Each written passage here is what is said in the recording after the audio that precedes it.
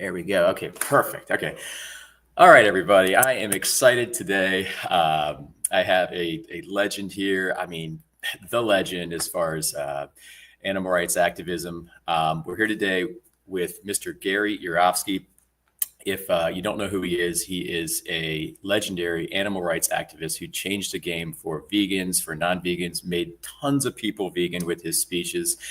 And I have him here today, and we're going to talk about getting active, sustainable activism, how to keep going, and different ideas and things along those lines, kind of in the spirit to fire everybody up, get out there and outreach these kind of untapped people that will start to really tilt buying dynamics.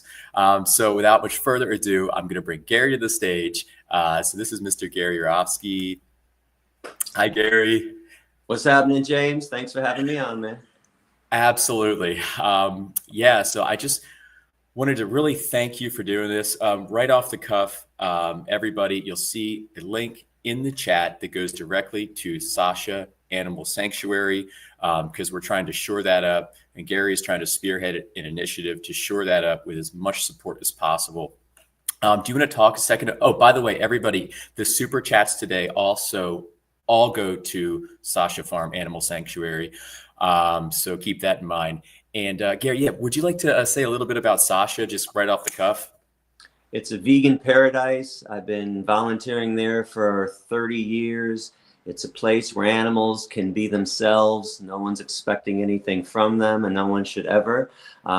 It is in dire straits right now because one of the owners is retiring, and he's demanding that we pay him for the 50 acres of land that Sasha Farm is on. Otherwise, we'd be fine. We always bring in $250 a year. I'm very open about the money, nothing to hide. I'm not receiving any compensation from them either. But we have to raise $675,000 for 50 acres of land. Otherwise, we're going to be in trouble. So please, can everybody go to sashafarm.org, make a donation. The only people that get paid are Shara Jones, the wonderful animal care manager, and there's a couple part-time employees, $21 an hour. Everyone else is a volunteer. But there are cows and pigs and chickens and turkeys and goats and sheep that have a home, a forever home. They've been rescued from places of torture, from horrible places. And I want everybody, especially vegans, this is on us. If we're going to go out there and insist that people stop harming animals, some animals are going to need a place to stay. So we have to support these sanctuaries. And if you don't want to support Sasha because you're not in Michigan, or you think I got a local one, hey, I'm okay with that too. Support your local sanctuary, help them out, volunteer some time. Animals always need to be fed and watered and cleaned and played with too. So please help Sasha Farm, and please help all animal sanctuaries. Thanks, Gary. Appreciate that. Awesome. Yeah, so you guys will see the link up there additionally in the chat right here. I really want to take the Sojourn there myself. I have not been there. I hear it's just a utopia of just beauty and wonder and just innocence. And just so everybody knows, I'm not a fundraiser. I never have been. So it's very awkward for me to be asking for money.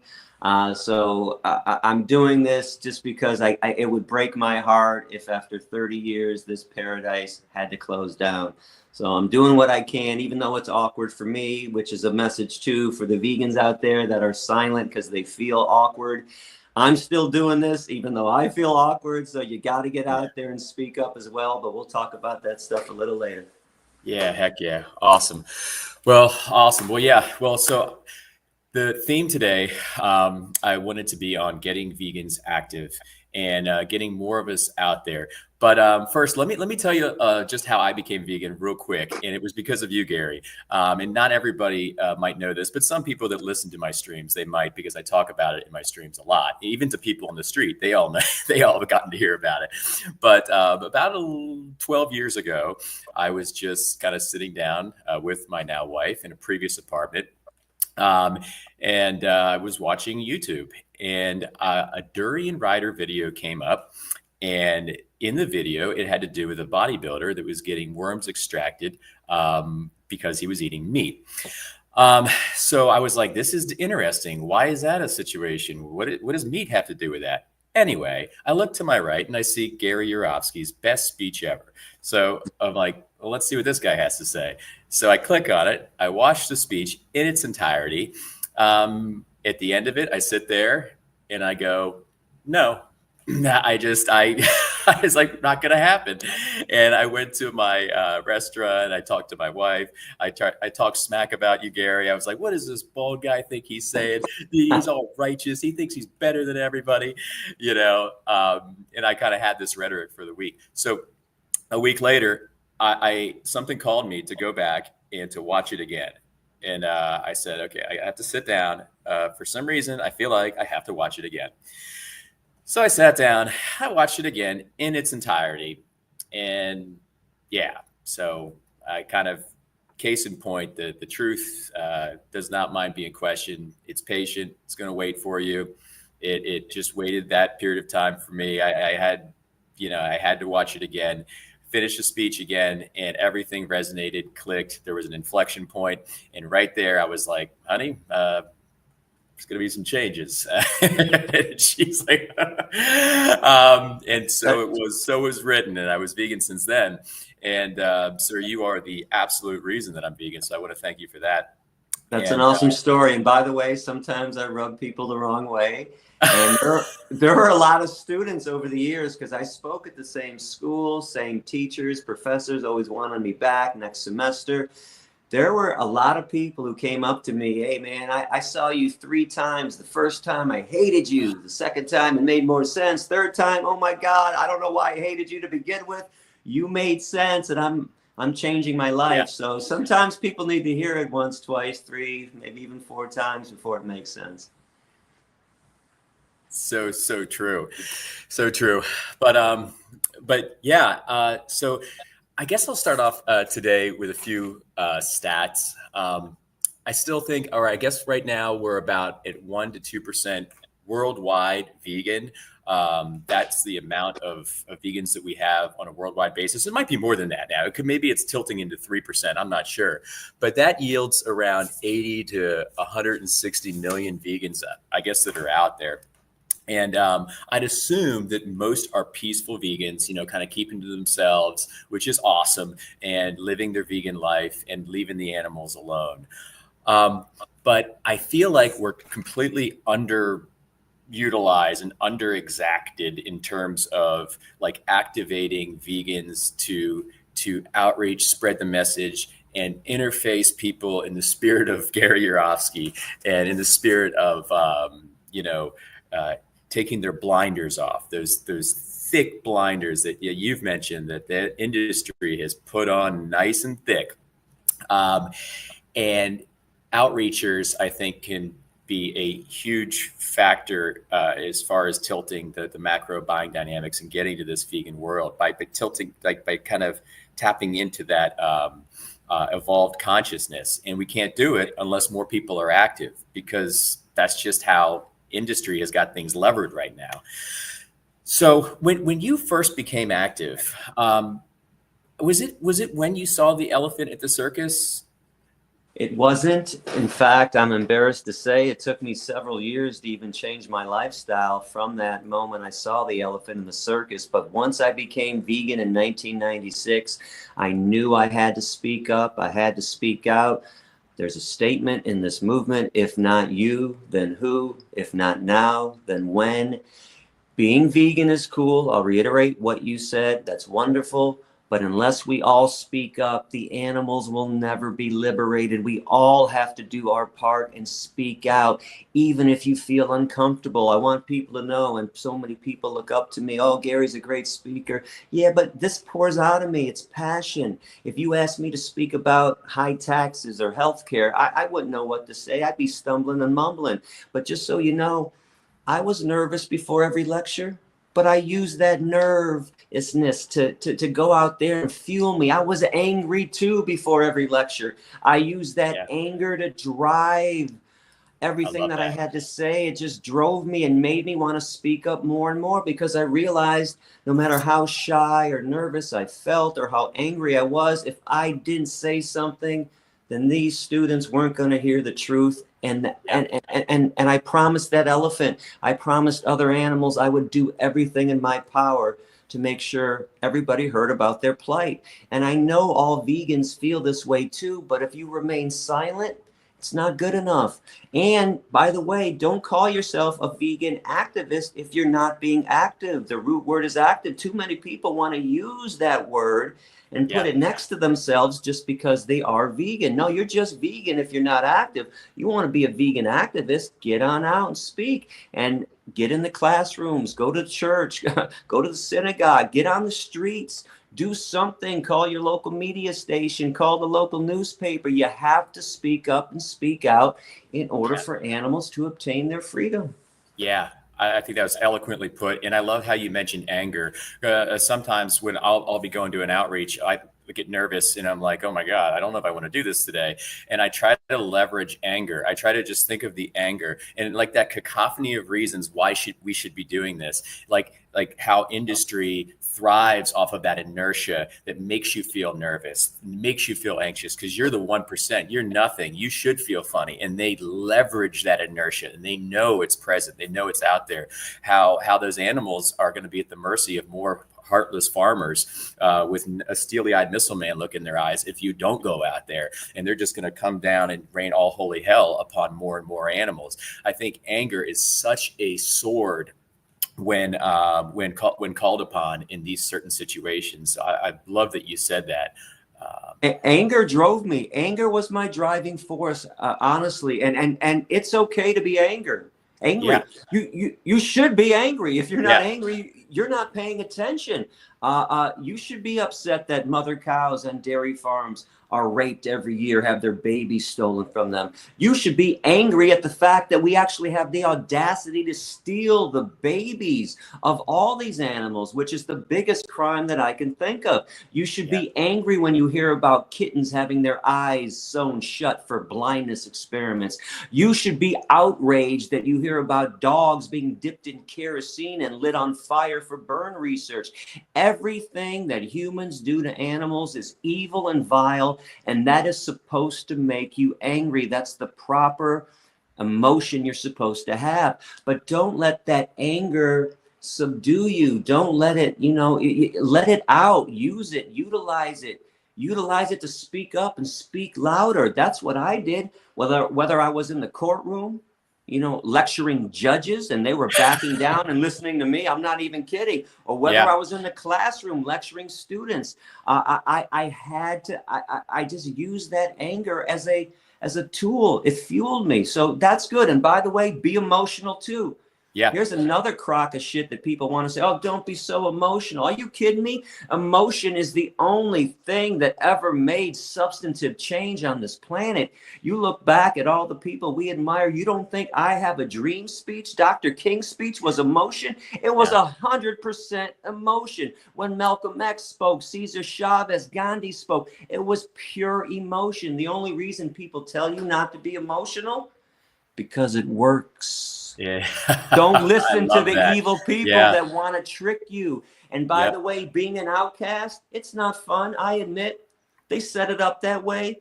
Our society doesn't reward the ethical vegan. It actually, idolizes and raises up the unethical meat, dairy, and egg eater. But I know that we're right, James, because the crowd has never once been on the right side of justice. Mm-hmm. And the fact that only 2% worldwide, I know we're fighting for the right cause. I know we're on the right side. The crowd will get you killed every single time. The crowd will always put you on the wrong side of an issue, wrong side of social justice. I'll even just go further. The crowd in general, you want to know why casinos in Vegas make money all the time? Because the crowd is always wrong. Whatever everyone's betting and doing, it's always wrong. Whatever everybody's doing, do the opposite. I'm a contrarian. Yeah. Follow the contrarian path. Yeah, I'll tell you, that was awesomely put. So thank you for that. And it's like one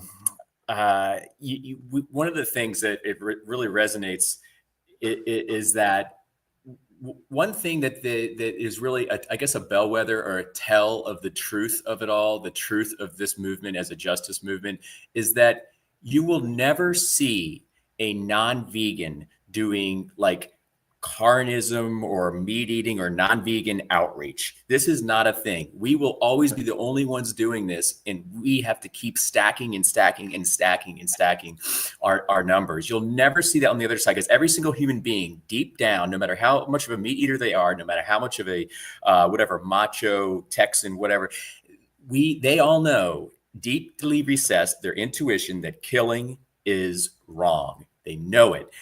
I don't care how much they signal otherwise, they know it. In this whole movement of outreach and activism, we're the only ones that are going to be doing it. We have that, and we have to leverage it now, I feel like, especially with this unbelievable ability to proliferate to so many eyes. Now in 2025. And keep in mind, they don't have to push the meat because society pushes it. They don't have to push meat, cheese, milk, and eggs. You turn on the TV station, doesn't matter what TV station you turn on, there's meat, cheese, milk, and eggs advertisements. Yeah. Turn on a movie, turn on a TV sitcom, a TV show. There's going to be messages about eating meat throughout those movies, throughout those TV shows. Religion pushes it. Our government pushes it. Mommy and daddy push it because their mommy and daddies pushed it on them. Everywhere you look, it's all meat, cheese, milk, and eggs. Be cruel, be vicious. Animals don't count. Animals don't matter. Humans are superior. Once again, I'm going to bring up the contrarian philosophy. When you're hearing everybody say something like that, they're always wrong. Choose the opposite. Yeah. Think for yourself for a change. And it's interesting what you pointed out deep down inside. People know it's wrong. I've often felt that way, that deep down people know it's wrong, which is why when you hear people argue with us, I think their foundations are crumbling. And when you have crumbled foundations, you start saying stupid things like God says it's okay. Oh, where else can I get protein? Oh, animals don't matter. Animals don't think. They can't feel. So this is what's happening. In fact, in the classroom, I would average 200 lectures every year. I only had about 15 or 20 that turned into a Jerry Springer show. And the reason why it happened, because I demolished their whole foundation, right? Everything they stood for, I destroyed it. And instead of admitting they were wrong, instead of, doing some introspection and saying, oh my God, what did I do? I need to make amends. They ended up trying to stand on a crumbled foundation, and you can't. So all those good people in the other 180 or so classes, they decided to rebuild instead of standing on those crumbled foundations. They said, I'm going to start over, which is what I decided to do. You decided to do, your wife decided to do, and every other vegan decided to do. It's okay to admit you're wrong. Why can't people look in the mirror and say, oh man, I didn't know. I didn't realize. Okay, I'll make a change. And you know what? No one's mad at you for not knowing, for being ignorant. That's why I went out and lectured people. That's why you go out and try to educate people as well. You can't know everything. Otherwise, you'd be some type of holy being. So you're not supposed to know everything, especially in a society where we like to brainwash and program everybody from childhood. So all the non-vegans out there listening, come on, this stuff is evil. You know it's evil what we do to animals, stealing their babies. Let me just bring this up because I've been bringing it up on the streets here in Cologne, where I'm at right now with Anonymous for the Voiceless. If there's a black woman, a white woman, Hispanic woman, Asian woman, and they're pregnant and they give birth, whose baby is it? Theirs, of course. How come when it's a cow, pig, chicken, or turkey having a baby, all of a sudden that baby belongs to the meat eater or to the meat industry? That's insane. And we're mutilating animals along the way. Hens have their beaks sliced off while they're fully conscious. Pigs have their testicles ripped out because the meat industry wants to control reproduction, which is why they're raping all the female animals. Everything we do to animals is 100% sadistic and evil. And I don't care if it's a cage-free, free-range, buy local type of farm. It's all evil because we're objectifying these animals. We're exploiting them and viewing them as human property. And when you view somebody else as your property, you have discrimination. And I always thought discrimination was evil and wrong. Speciesism is the worst form of discrimination, the worst form of racism. Let me redefine racism: the human race versus the animal race, racism. This is the most superfluous forms of cruelty and violence and evil happening on this planet. And the best thing anybody could ever do to make this world a better place is stop viewing animals as food and clothing and research specimens, and open up your circle of compassion and make a change for them and make a change for yourself. Yeah. Yeah. Absolutely. It really, it's incredible. You brought up like how vile and disgusting and violent it is. And, you know, when we're out there and we're talking to people, it's really interesting to see, you know, I'll question them, are you for or against animal abuse? And they're all against animal abuse. But then the second you bring up the farm framework, it's like, oh, that's not abuse. That's something different. Like it's something lower. And I tell them, guys, it's 100 times an uptick worse. Because, and then I'll just describe stuff, but it's like industry has these, just like you said, the blinders on so thick that it's just like they can't see it. The blinders are just on, so it's compounded by family, friends, doctors, pastors, you name it, religion. It's like something that just needs laser quality kind of an interfacing to penetrate. And that's why, you know, it's beautiful that there's more and more of us out there now. Like when you were, sorry, you go ahead.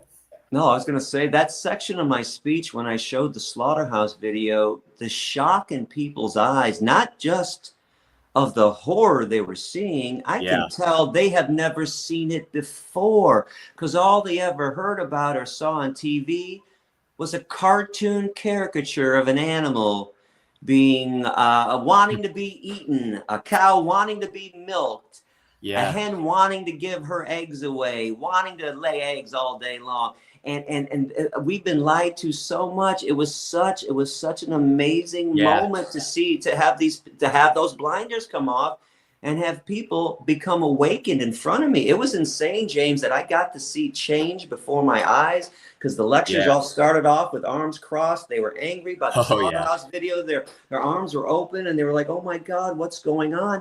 And I find one of the worst crimes that we do to humans is that we lie to our children. And everything's a lie. I'm not just talking about, we tell kids that hamburgers come from hamburger patches, which is what Ronald McDonald used to tell people back in the 60s and 70s. But we lie to kids about Santa Claus, Tooth Fairy, Easter Bunny. Everything is a fucking lie. And we wonder why when these kids grow up, they're all messed up when they step out into the real world, because all of a sudden it's not like that. It's not like what mommy and daddy used to say. And I always found it really bizarre when moms and dads would get upset when I told the kids the truth, or when I once in a while spoke in when once in a while I'd speak in a second, third, or fourth grade class. Now, of course, I didn't do my standard speech for them. Everything had to be good, bad, right, wrong. I love animals. I'll never forget this one class, second graders. And I explained to them how much I love animals and I want to be nice to animals. And one kid says, Mr. Gary, I'm vegan too. I love animals. I said, oh my God, really? You're vegan? Is anyone else vegan? And everybody raised their hands. I love animals. I said, okay, wait a second. Has anyone seen the movie Babe recently? I love Babe. And I said, okay, has anyone had a hot dog recently? I love hot dogs. And I said, that's Babe. And they were horrified. And then the teachers in the back like, no, you weren't supposed to say that. Why? Why can't I tell the truth? I get in trouble. We get in trouble for telling the truth. Think about this. But if you lie in our society, you are rewarded. You're a politician. You can be famous for being a liar. You get scolded if you're a vegan for telling people the truth. Hey, don't tell my kid that. Don't tell my kid this. Why can't I tell them the truth? Yeah. Why can't I speak truthfully? But our society loves lies, and we wonder why it's so difficult to explain this sometimes. Their whole life they've been lied to about not only what goes on to animals inside of a slaughterhouse or a research lab or behind the scenes of the circus.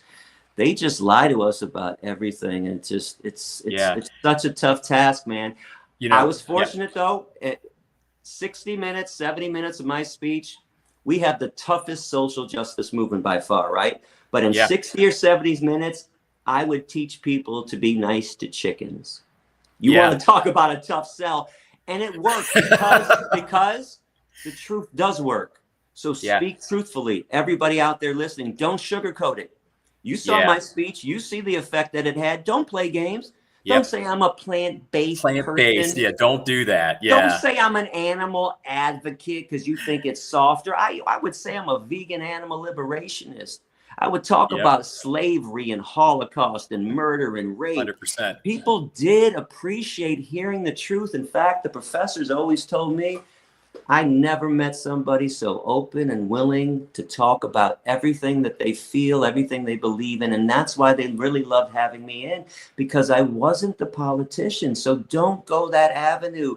Be Yeah. truthful, be forceful, be angry if you have to. And you know what? It is okay once in a while to scream and yell at somebody if they're being a jerk. Now, I wouldn't go in there screaming and yelling, but sometimes I had to exit the Proportionate speech mutual screaming and respect. yelling. Absolutely. Give what you get. Bully a Yep. bully. Yes. Love this. Listen, love conquering hate is a cute notion. Yep. It's adorable. It works a lot. Don't get me wrong. My speeches were based on love conquering hate, and look at the success. But it didn't conquer all hate. Sometimes, unfortunately, you got to fight fire with fire. You got to back these people down. And again, speak for the animals like you would want to be spoken for if you were in their position. That's all I ever did. I never considered myself to be a spokesperson for the animal rights movement. Yeah. I was a spokesperson for animals. Yeah, exactly. You know, even vegans on the street will be like, they'll stop and they'll be like, you know, I like what you're doing, but you're doing this in the wrong way. You're going to make people mad. And I'll tell them, I'm like, well, what about the people, the ones we're defending? If you were the victims that you apparently are protecting, or you're vegan, then who would you want defending you? Some pick me or an apologist, or do you want a defender? I mean, who would you want? And they'll get mad at that, and then they'll walk away and they'll be like, this is not the way to do it. Well, you're plant-based. I'm sorry, you're not vegan. Right. And people, and it's funny, people love critiquing other people that are actually doing something and being successful.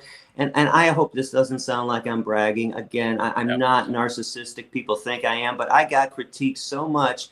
So my comeback would be, well, excuse me then. Could you tell me how many people you've converted with your style? Yeah. How many people have you changed by saying you're plant-based and an animal advocate? And it'd always be nothing. I said, what the fuck? You're sitting there in the boardroom trying to figure out what to do while I'm in front of the people.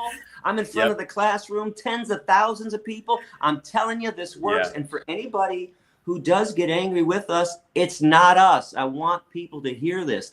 It is not what we say and how we say it. It is how they choose to receive it.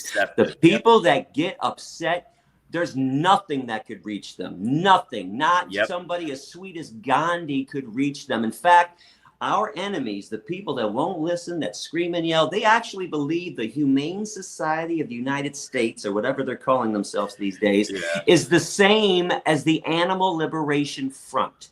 And that couldn't be further from the truth. And I heard this from students. Oh, you guys are all the same. I'm like, wait a second. HSUS is actually on your side. They're not on the animal side. They're not on my side at all. Exactly. But all they hear is, oh, you guys care about animals, so they lump us into one category.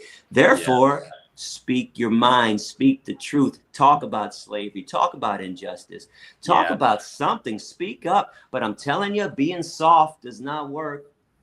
I'm telling you, I tried. Listen, and there were days I was as sweet as Gandhi. There were days I was as harsh as early Malcolm X. It didn't matter. If I can tell you just one quick story that finally made me understand. I was at University of Central Florida. Student raised his hand and said, oh, you're arrogant. You're up there thinking that you're all high and mighty, and nobody cares what you have to say. Now, I had a gift when I walked into classrooms. Don't ask me how or why, but I would walk in and I immediately knew how everybody was. I would point, good, bad, good, on the fence, good, bad, good. So as the speech went on, I started focusing on the good people, less on the bad people. I had this class pegged as good, so I was shocked that he said this, but I said, hey, I'm a fair guy. I know you don't think I am, but I'm diplomatic. Why don't we take a vote and see how many people feel the way you feel? So I said, who feels like this guy? 7 people raised their hand. I said, okay, 1, 2, 3, 4, 5, 6, 7. Well, that's interesting because there are 40 people in this room. That means 33 people do not feel the way you felt. So maybe the problem isn't me. Maybe the problem is you. and you. I pointed towards all 7. I go, you guys came in with preconceived notions. Yep. You decided never to give me a chance today. You didn't want to listen. The other 33 people did. So maybe explain to me how 33 people heard this message differently than you 7. How could that be? It's the same message. You all heard the same speech. So don't, when people do flip out, just know it's them. It's not you. It's not what you said or how you said it. There's nothing you could have said to make somebody who flips out not flip out. Yeah, and they're going to be ready to hear it when they're ready to hear it. No matter what message they're getting, they're either ready to hear it or they're not ready to hear it. Like there's a certain gradient there, right? Yeah. Some people are just reflexively going to just automatically defenses all up and then reverse the attack on you. And then there'll be people that are prone to think, and the gradient goes on. I've often wondered why people chose to be so defiant about this topic too. It's really bizarre to me. It's about kindness, being nice to somebody else. Like, think about what you're defending. It really is altruistic. You're doing something for somebody you don't even know. How could you be so close-minded and mean and callous, which people are?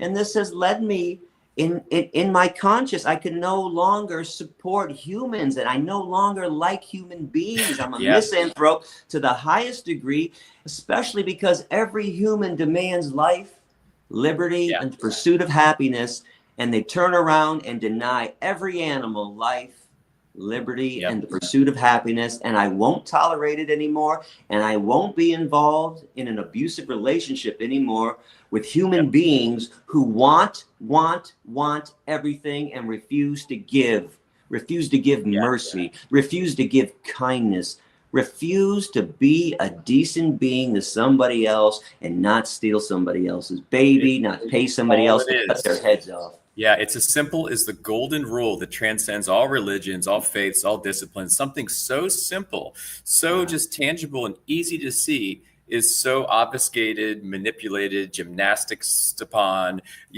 for the sake of, I feel like a huge reason is the ego and the threat of taking away their freedom. Their first reflex that might not be voiced, but it's kind of palpable sometimes. It's like, you're trying to take away my freedom. You're trying to take away my freedom.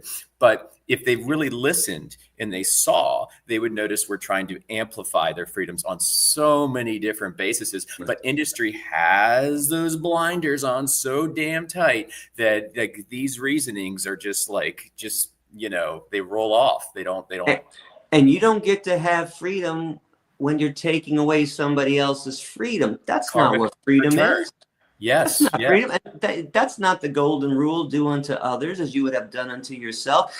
That's not freedom. That's oppression. You are now a slave master. You are now a Nazi to the animals. And I'm not calling you a Nazi to the animals. The animals look at you as a Nazi. You're taking their lives. You're taking their children. You're separating families and you're murdering them en masse. Think before you act. Think before you do. Think of the suffering once in a while that you spare yourself the sight of. It's outrageous behavior, and there's no need to be defiant. I can't believe after 29 years of being vegan that we're not at 50% vegan. It's crazy. 75% vegan. And this has also led me down the path of being a misanthrope. Come see me after 29 years, by the way, when everyone else has been vegan, the people that criticize me for having this position. 29 years, I've seen minimal change. Yeah, there's more vegan food on the market, okay, but more animals are being killed than ever before. It's just, we have to focus on speciesism in order to save this planet, in order to save the most amount of suffering, and spare the most amount of suffering, eliminate the most amount of suffering. And peace begins at the dinner table. That's where it starts and ends. In religion, I think you had something to mention on religion, right? on Jesus. Like religion is one of the biggest, if not the biggest kind of barriers or to seeing the vegan message. What did you have? You had something you wanted to mention on I have a couple things. First of all, Ecclesiastes 3:19 states that man has no advantage over the animal. We all have the same breath. We all come from dust. To dust all return. Yeah. The Garden of Eden was vegan. Isaiah 11:7, the holy mountain's going to be vegan. And you don't really think there are slaughterhouses in heaven, by the way. I've also been upset with people who claim to worship God, and then they kill everything that God created. They kill all the animals that he created. And as far as I'm concerned, if you believe in God, you believe that God created animals. God is then in the animals. If you kill animals, you are murdering God, and that is blasphemous. I'm also upset that people worship everything that humans created in God's name. The Bible, the Quran, Star of David, the church, the synagogue. When I was in Israel in 2012, they took me to see the Wailing Wall.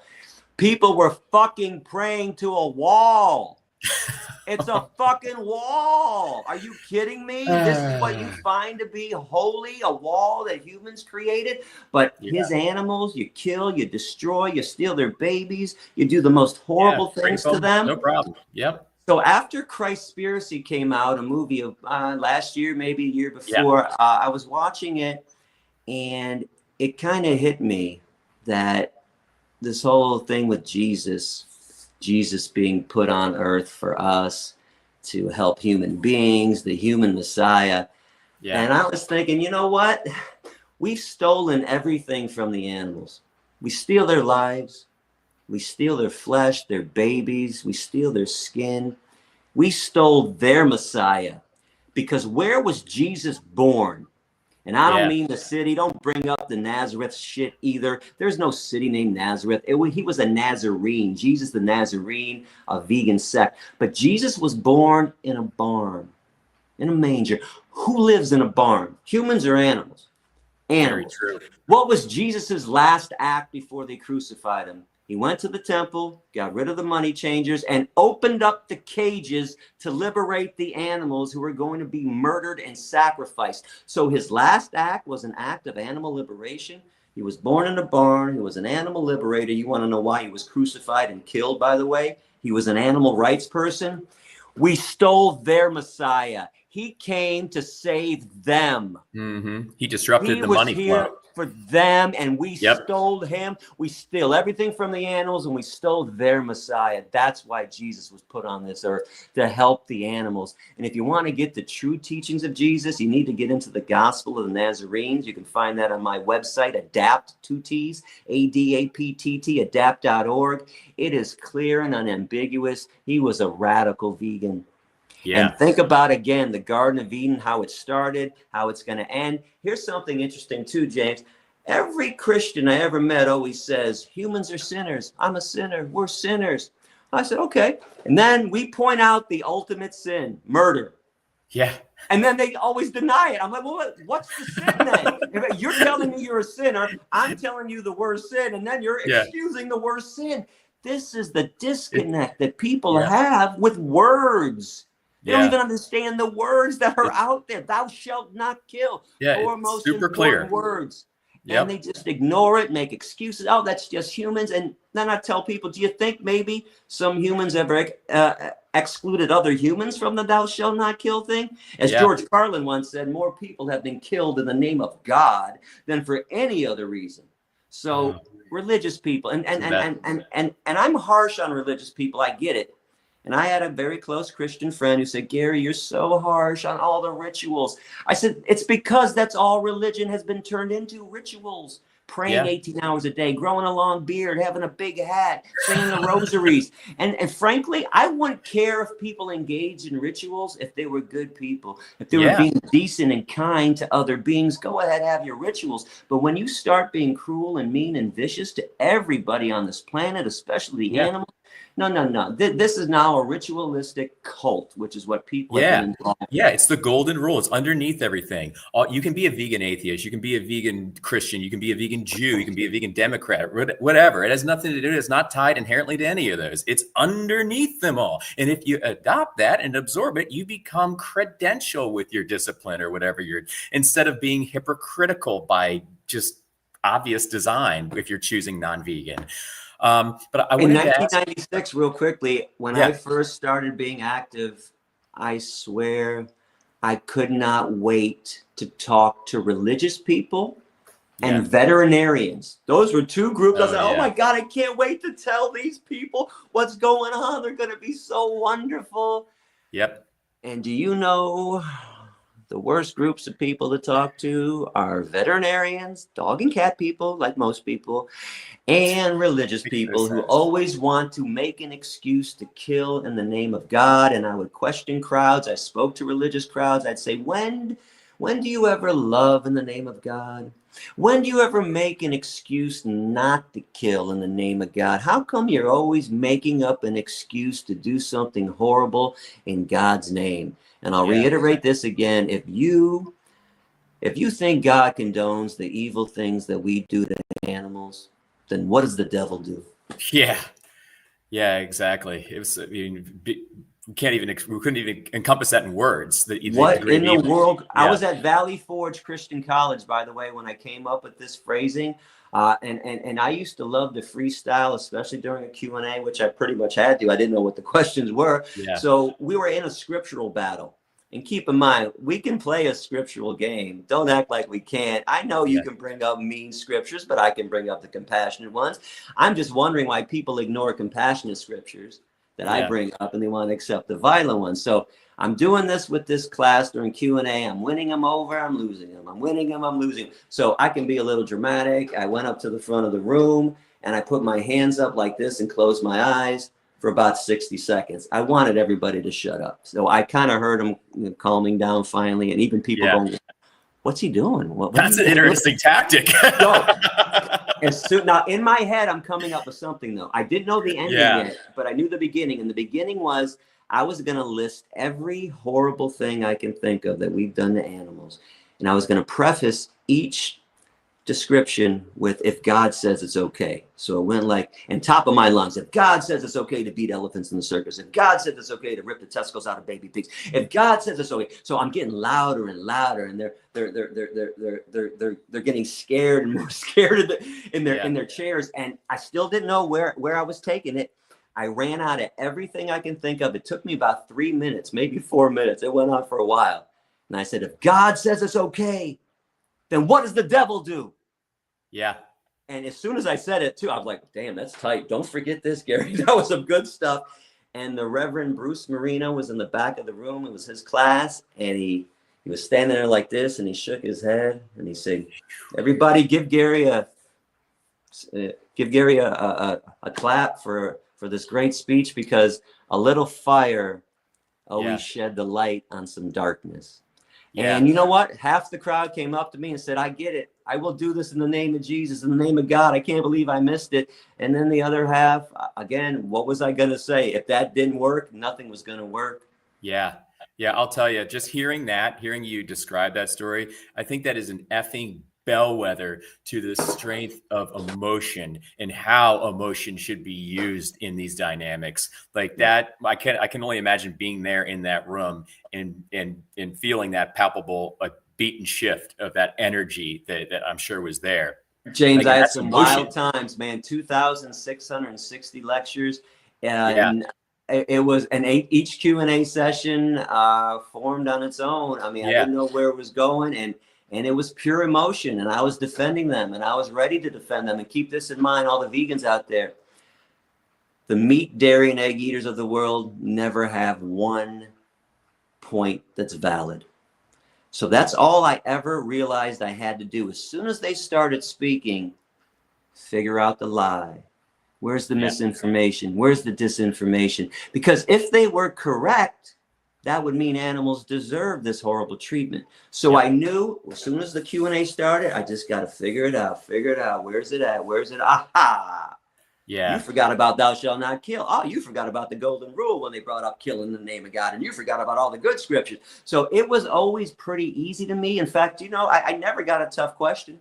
The hardest question I ever got happened with a 7th grader in Ohio, Toledo, Aurora Academy. Now, you've seen me speak. You see me on media interviews. I have an answer ready. I have 10, 15 answers ready to go, depending on your tone, by the way. I could bully a bully. I could be sarcastic with anybody. I could be humorous. I could be serious. Whatever you want, I can deliver. This student raises his hand. There's about 200 kids in the auditorium. And he says, Mr. Yourofsky, I believe everything you said. I want to become vegan. What happens today when my mom says I can't be vegan after I go home? And I was like, oh, yeah, brokenhearted, because of all the things that kids could be doing, getting into drugs or gangs, skipping school, whatever, just being bad. Moms and dads would yell and scream and force their kids to eat animal flesh and the things that come out of animals. When the kid says, I just want to eat plants, I just want to eat lentils and beans, that's can you make innocence, some that's purity fruits right there. Yeah, it's amazing. And I got so many emails over the years. It was heartbreaking where kids were saying, Gary, can you help me? I'm 12 years old and my mom wouldn't let me leave the table last night unless I ate the steak. And I cried all night, and I've cried in the morning. And it made me heartbroken, because what could I do? I want to do something, but I can't.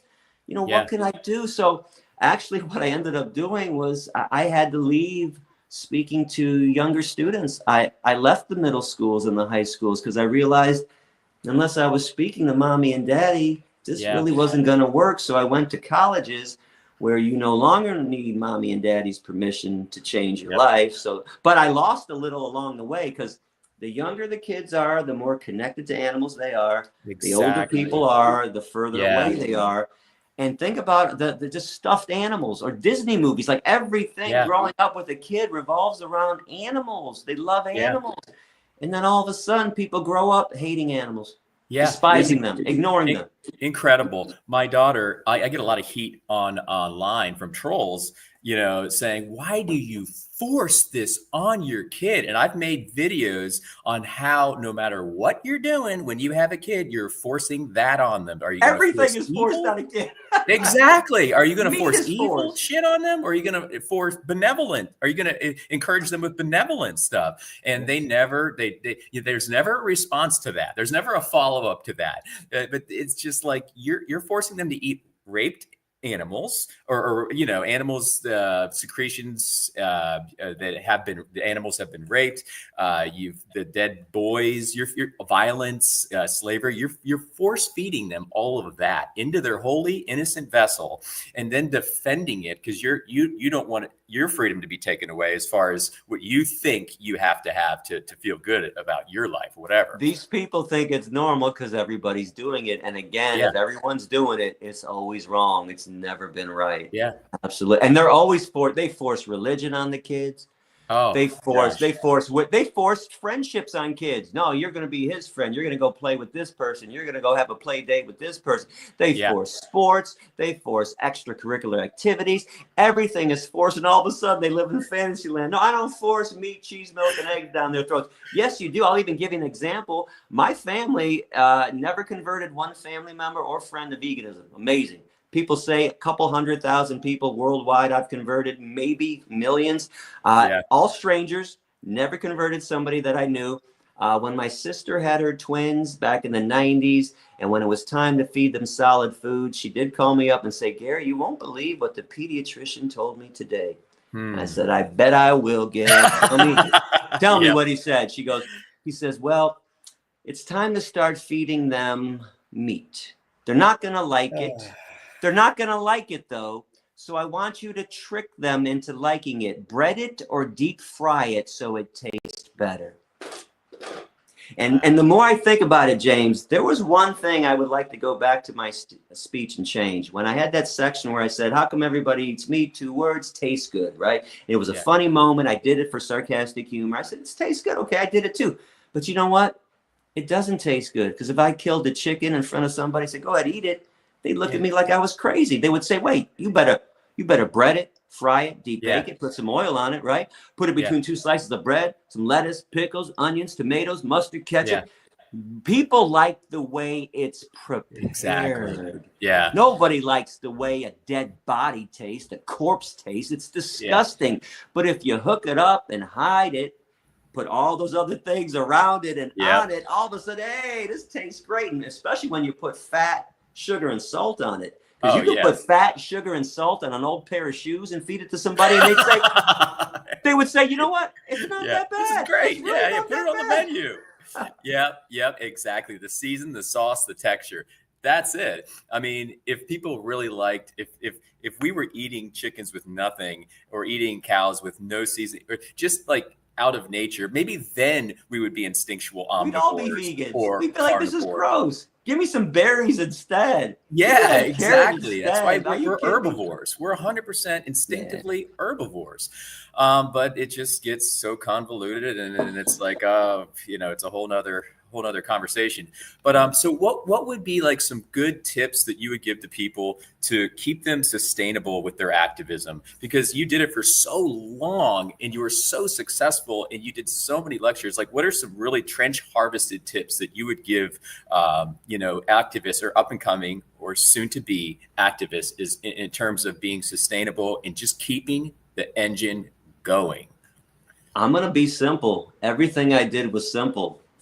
I did something. I didn't talk about things I wanted to do.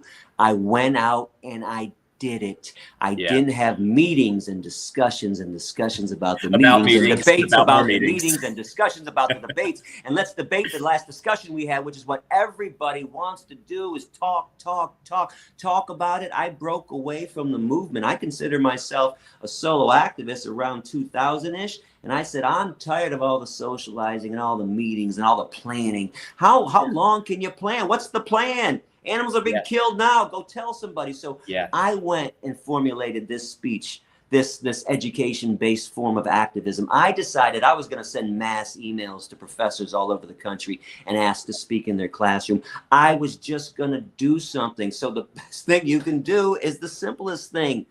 Do it. And by the way, you want to have a discussion about it? Discuss it afterward, not before. That's what I did something, and then I analyzed and said, was that good? Was that bad? Should I have said that? Maybe I should have said this.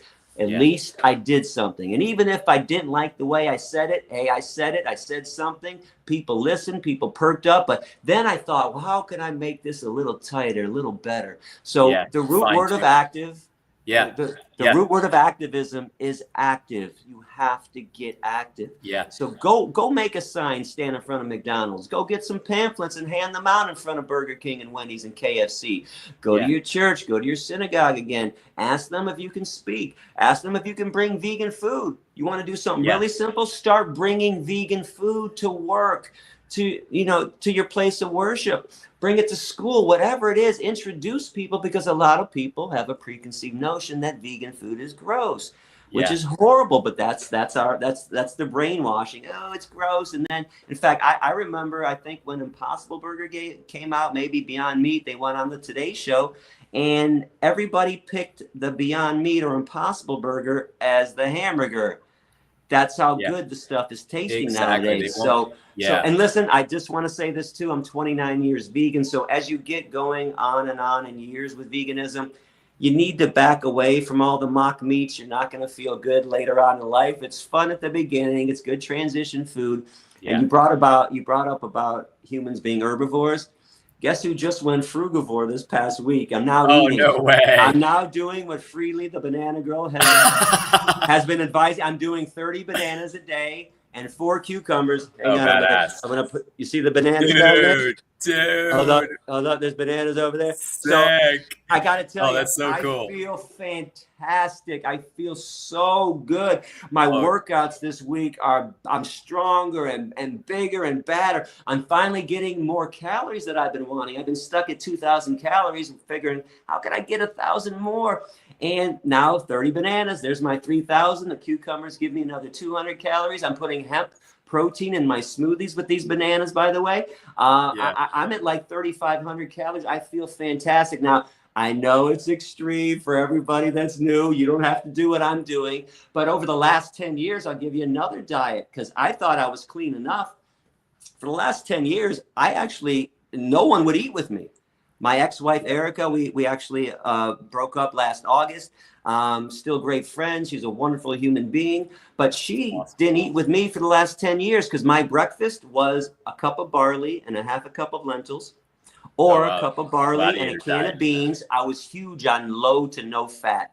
My lunch was 10 to 15 pieces of fruit, 10 to 12 pieces of fruit in a smoothie. Dinner was about 5 or 6 vegetables. And for the last couple years, Big Mountain came out with a great tofu brand made from fava beans. Oh, Soy-free fava beans, 0 fat, 64 grams of protein. So my diet was less than 10 grams of fat. The more I thought about it, the more I realized fat is the main cause of all of our diseases. And that's the reason why meat eaters love meat, cheese, and milk. It's all fat. And why they don't like fruits and vegetables, it's no fat. Or if they like one fruit, guess what it is? Avocados. 32 grams of fat. They like the one fruit that's loaded with fat. Fat is what makes everything taste good. This is why people are so addicted. But I beat that addiction, and I love living on low to no fat. Right now, I'm still at about 6 grams of fat, and it's only the hemp protein that I'm putting in the smoothies with the bananas. So, but clean up your diet. Go to Whole Foods, and I don't mean the grocery store. I mean go to Eat Whole Foods. eat whole plant-based foods. Oh God, I was going to say something else. It was funny. I can't remember. Oh, no, I can't remember. All right, continue. The whole it might surface, but it's funny you should bring up the frugivore thing. We were doing a hike yesterday, me, my wife, and my kid, and that theme actually came up in our conversation. So maybe it's a signal. Maybe I don't know. We'll see. Right now, I'm pretty whole food plant based, and I've kind of I've gotten a lot better because I was a big junk food vegan, even as per we're talking months on a month time horizon ago. So I've kind of more recently streamlined into a more whole food plant-based. I want to be fair. You want to be a junk food vegan. I don't care. I'm not the health police. I just want you to feel good as you continue on in vegan years. And too many people don't feel so good after 10, 15, 20 years of eating Ruffles and Beyond Meat burgers and Pringles and Mike and Ike's and things that happen to be vegan. Get to the good stuff. Oh, I was going to say, I find it funny that vegans always tell people to eat fruits and vegetables, and vegans never eat fruits and vegetables. I'm like the only vegan that eats fruits and vegetables. And by the way, so I thought my diet was really clean before the frugivore. I did a podcast last week, Plant-Based News, and they brought me and Douglas Graham, Dr. Douglas Graham on, the 80-10-10 guy. Been my favorite doctor since I started. And I'm a huge fan of his. He was a big fan of mine. So I mentioned my diet, and Doug scolded me. He's like, Gary, I don't like the cooked food. I don't like the cooked barley. I don't like the fava bean tofu, even though it's fat-free. And this is why I'm trying it. So we ended up talking a lot. We talked after the show. And big shout out to Doug. He's right. I feel fantastic. Look him up. I've never heard of him. I'll have to look him up. Check it out, the 80-10-10 diet. And by the way, it doesn't have to be just bananas. I'm doing it because it's the simplest thing. You can do 15 bananas and say 10 mangoes. You can do 20. Like earlier this week, instead of having 13 bananas in one smoothie, I did 20 peaches. Now, there's a reason bananas are 100 calories per. Peaches are about 50 calories per, so I wanted 1,000 calories. You can do nectarines. You can eat an entire watermelon. The whole basis of why he recommends this, he claims, and he's right, in our natural state, if we were walking through a tropical paradise, we come across a peach tree, we're not going to stop and just grab one peach and keep on walking. We're going to be like, holy shit, a peach tree. And we're going to eat the entire peach tree. That's awesome. That makes a lot of sense. So it's mono eating. And he's right about this too. Your body, your digestive system loves processing one food. Yeah, makes sense. Not 5, 10, 15, 20. That's very taxing on our bodies. My digestion feels great this week. My stomach feels great. Again, stronger at the gym. I feel aliver. So I'm upset I didn't try this sooner. You're inspiring me right now. So we'll see what happens. You're firing me up. I don't know. I'm gonna miss some of this food though, but we'll see. Well, listen, this is what led me to not doing it all these years. So here, I'm gonna take you back through this whole process. When you're eating meat, cheese, milk, and eggs, you're afraid to go vegetarian. Why? Well, you got to give up meat. Well, then when you're a vegetarian, oh my God, I don't want to go vegan. Why? I got to give up dairy. I got to give up eggs. And then when you're vegan and you want to take this frugivore leap, my fear was, oh my God, no more tofu. Oh my God, no more cooked food, no more barley. But once I made the leap this week, I'm like, you know what? I really don't miss it. I Yeah. don't miss it. You just got to end an old bad habit and start a Yeah. new one. And the first few days are a little rough. You're missing some things. But once you move on up, as long as you're doing it properly, It becomes feels great. fine. Feels Yeah, I great. love Yeah. that. Wow. Well, this has been an awesome conversation, and I really appreciate you being here, Gary. I guess I'll kind of round it out with this kind of in the spirit of getting more people out there. I had this thought the other day, and I'm glad I remembered to bring this up because I almost forgot to even say it. But you remember the movie Fight Club Yeah. with Brad Pitt? So I loved how one of the things in Fight Club was, there were all these different people that were partaking in Fight Club. It could be a doctor, it could be a politician, it could be your local deli clerk, right? And they were all doing it kind of on their part time, like when they were away from their career type job or whatever. But I thought, wouldn't it be cool, if the bulk of us or the majority of vegans could get out there and kind of, just copy and paste this idea to where, we just take some time out of our weeks or maybe once a month and we kind of go to Fight Club or Outreach Club or speak in a college club or Chalktivism club and have this become part of our who we are, how we live our truth. And I just thought that it seemed like a really cool idea. Like, I just remember the guy with the hose just spraying the other guy in the movie at that one point, and just thought how, that'd be something really neat, I think, for authentic vegans and just vegans that want to make a change to just really adopt and maybe exact into their lives. And, having this technology in 2025 where we can proliferate and we can spread is just this, I think, inflection point for all of us to just get out there. And like you said, do it. Just get out there and do it, because once you start doing it, just like anything else, you're going to start getting some momentum. You're going to start wanting to do it again. You're going to start feeling the fire, the anger, the motivation to make it sustainable. So I just thought that'd be a cool idea to frame out. Absolutely. Get out there, do something, and you'd be surprised at how much change you can actually make. Yeah. People think I'm Superman. I was just one guy that was determined enough to go out there and do whatever I could. And I want to give some quick shout outs to Sasha Farm, to Paul Bashir, Anonymous for the Voiceless, Vegan Gains, Joey Carbstrong. These are all Gary Vegans and Gary Vegan activists. Xavi, the great activist from Spain. Carmen, the wonderful activist from Spain, who's been trying to expose the injustices of horse carriages. I can't believe this shit is still going on in this day and age, putting bits in the mouths of horses and making them pull stupid humans around all day long.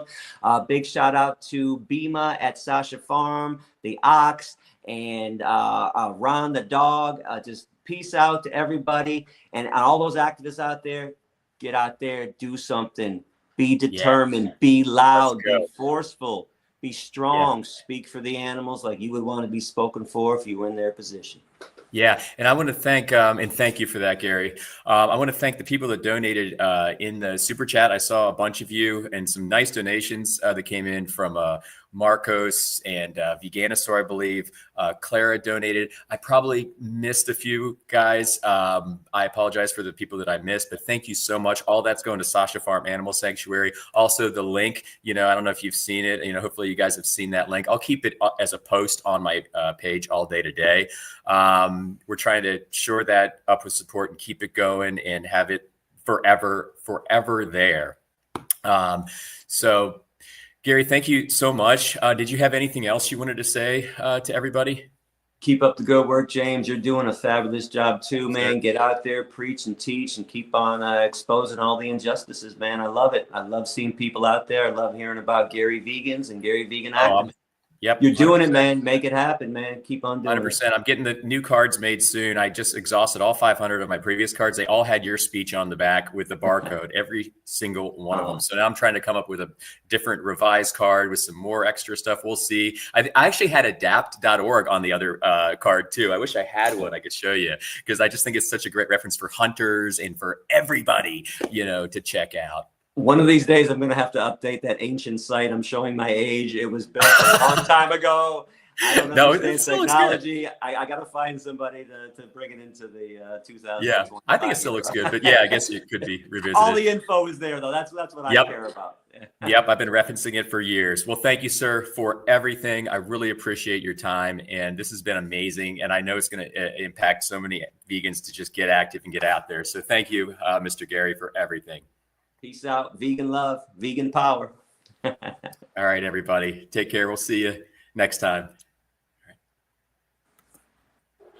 Okay, cool. Okay, we are not, or did we end it? Hang on.